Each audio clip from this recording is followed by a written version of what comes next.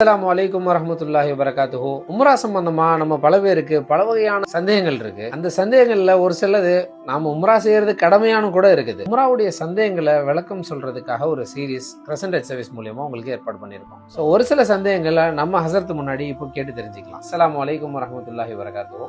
வலைக்கும் சலாம் வரஹ்மத்துல்லாஹி வரகாத்து. உம்ரா செய்யறது சம்பந்தமா இப்ப சமீப காலத்துல அதிகமா உம்ரா செய்யுங்க அப்படிங்கிற மாதிரி நிறைய விளம்பரங்களை பாக்குறோம். இது சம்பந்தமா இஸ்லாம் சொல்லக்கூடிய கருத்து என்ன? உம்ராவை பொறுத்தவரைய உம்ரா என்பது ஒரு சுன்னத்தான அமல். சொல்ல போனா அதிகமாக செய்ய வேண்டிய ஒரு அமல்.